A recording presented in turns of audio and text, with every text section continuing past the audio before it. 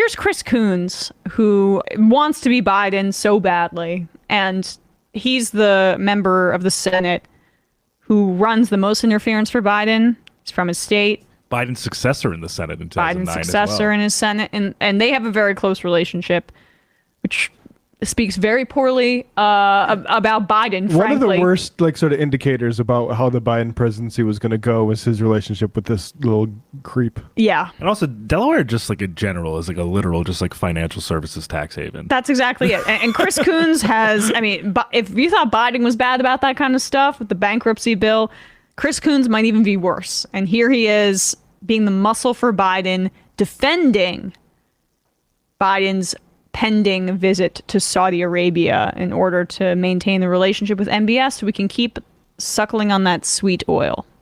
It is going to fade and wane if we can't deliver North American oil and gas, and if we can't get more resources into Europe soon. The Saudis are the sole country that has a significant amount of quickly, readily deliverable oil and gas that can help address this. This is the sort of compromise that makes politics painful, John. And I don't think President Biden, I'm not speaking for him, this is just an observation, I don't think he's stepping back from criticizing Saudi Arabia's human rights record or criticizing MBS. He literally is, because he ran on holding Mohammed Bin Salman and Saudi Arabia accountable for the murder of Jamal Khashoggi. We will make them a pariah. That's what he said. A pariah. Just kidding. Whoopsie. Realized that I might actually take a hit for politically for oil and gas prices going up. Now, I don't think that's fair, but that's the reality of being president. You get blamed for that kind of stuff, which is why we should nationalize it.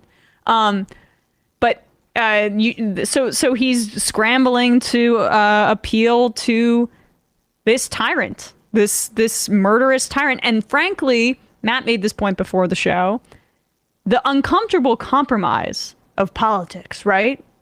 The thing that you can hold dear about you can puff your chest out and claim that, you're some sort of person that has to make the tough decisions as president. Chris Coons is absolutely speaking for Biden there.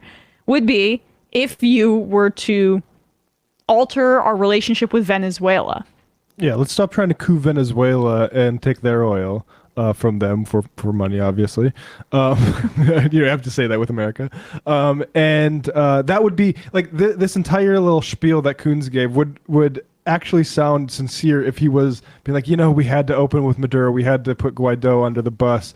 But this is some of the things you have to do to keep civilization running. Yes. As opposed to this, which is just basically folding on the small indication that you were going to try to discipline a sort of rogue, abusive monarchy that you've been basically nurturing for decades.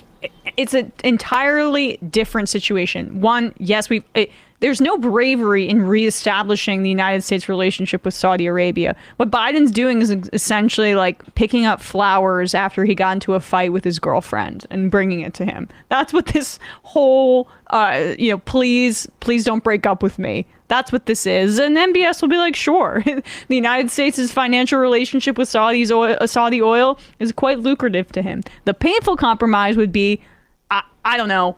Yeah, working with Maduro, working with Venezuela, and also what would be even more painful is standing up to the oil and gas companies and saying in the United States, we're not going to take this anymore. We're not going to leave our population to the whims of the market, to your price fixing. We're going to nationalize you. Yeah. That would be the actual base thing, which is unimaginable for a Biden administration. But it's still important to talk about it. Yeah, and it's important to, even though it's Chris Coons in Saudi Arabia, to understand that diplomacy is, it's generally a good thing to encourage, and I think that would be better than the situation where we're calling Venezuela's elections fake, and then propping up some sort of creep like Guaido. What do you think that does to any of the problems that you are sincerely concerned about domestically to Venezuela? Probably doesn't lead to more civil liberties when sort of places like the OAS and United States are trying to coup the government. So it would be a really good chance to normalize relations a little bit, and but we're hopeful. And to be fair, Biden has softened certain restrictions on Venezuelan oil as to how it like goes to Europe and stuff like that. But there should be more on that front.